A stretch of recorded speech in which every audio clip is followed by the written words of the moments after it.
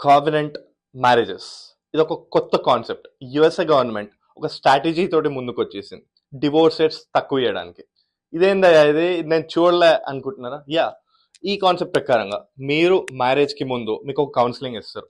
దాని తర్వాతనే మీ పెళ్ళి అయ్యాక if you want get divorced then మీకు ఒక స్ట్రిక్ట్ రూల్స్ ఉంటాయి. మీరు ఎందుకు ఎందుకు అని చెప్పి చాలా ఒక ఇన్స్పెక్షన్ లాగా అవుతుంది. సో మీకు డివోర్స్ రేట్ తక్కువ చేయడానికి యుఎస్ఏ గవర్నమెంట్ ఈ స్ట్రాటజీ తోటి ముందుకు వచ్చేసింది.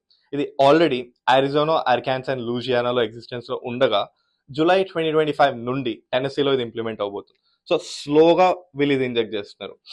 ఎందుకు అంటే 2024 స్టాటిస్టిక్స్ ప్రకారంగా చూసుకుంటే కనుక యుఎస్ఏలో ఫస్ట్ మ్యారేజెస్ 40-50% ఛాన్సెస్ వాళ్ళందరూ డివోర్స్ అయిపోతున్నారంట. అండ్ ఒక మ్యారేజ్ డివోర్స్ అయ్యే సిచ్యువేషన్కి ఎందుకు వెళ్తుంది అంటే ఒక 8 years లోపల వాళ్ళు అలా అవుతున్నారు. ఎందుకు ఇదంతా ఆలోచిస్తున్నారా? They have their own personal reasons. And ఇంకో స్టాటిస్టిక్స్ ప్రకారంగా చూసుకుంటే సెకండ్ మ్యారేజెస్ ఏమి ఉన్నాయో it is likely to get divorced 60-67% ఎక్కువ అంట మీరు ఫస్ట్ మ్యారేజ్ కన్నా దీంట్లో డివోర్స్ అవ్వడానికి. వెరస్ థర్డ్ మ్యారేజ్ అంటారా 70% ఛాన్సెస్ టు గెట్ డివోర్స్. అంటే ఒక డివోర్స్ అలవాటు అయిపోయి they getting more divorced. And grey divorce అంటే ఏంటిదంటే మీరు 50+ ఏజ్ ఉంటే కనుక కొంతమంది డివోర్స్ చేసుకోవాలంటారు కదా, వాళ్ళ chances they count has become twice. And Forbes magazine ప్రకారంగా $7,000 to $15,000 వీళ్ళంతా స్పెండ్ చేస్తున్నారు డివోర్స్ చేసుకోవడానికి. పెళ్లికే ఒక ఖర్చు అంటే వీళ్ళు డివోర్స్ కింద ఖర్చు పెడుతున్నారు. అండ్ కాలేజ్ డిగ్రీ ఉన్న వాళ్ళు కొంచెం మెచ్యూర్గా అండ్ ఎఫెక్టివ్ కమ్యూనికేషన్ ఉంటుంది కాబట్టి they are less likely to get divorced అంటున్నారు. అంటే 30% ఛాన్సెస్ తక్కువ అని చెప్పి. అండ్ వీళ్ళు కాకుండా కిడ్స్ గ్రో అప్ అవుతూ ఉంటారు కదా, వాళ్ళు 18కి వచ్చేసరికి 40% ఆఫ్ ద కిడ్స్ పాపులేషన్ ఎవరైతే ఉన్నారో వాళ్ళ పేరెంట్స్ అప్పటికే సపరేట్ అయిపోతున్నారు. అంటే ఆల్మోస్ట్ సగం అంతా.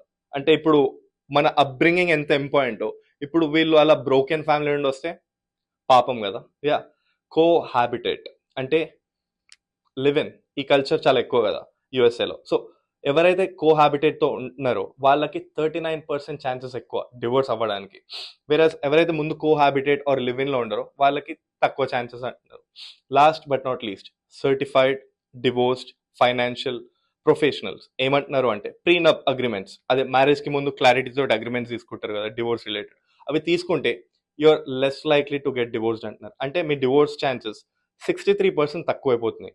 సో ఇన్ని స్టాటిస్టిక్స్ చూసాకే గవర్నమెంట్ ఇలా ఎంకరేజ్ చేయడానికి ముందుకు వచ్చేసింది కావినెంట్ మ్యారేజెస్, సో దట్ మీరు పర్మనెంట్ గా లైఫ్ లాంగ్ మ్యారేజ్ లో ఉండాలి అని చెప్పి. అది మ్యాటర్. అండ్ ఇలాంటి మోర్ ఇన్ఫర్మేటివ్ కాంటెంట్ కోసం please keep watching TV9 USA. Thank you.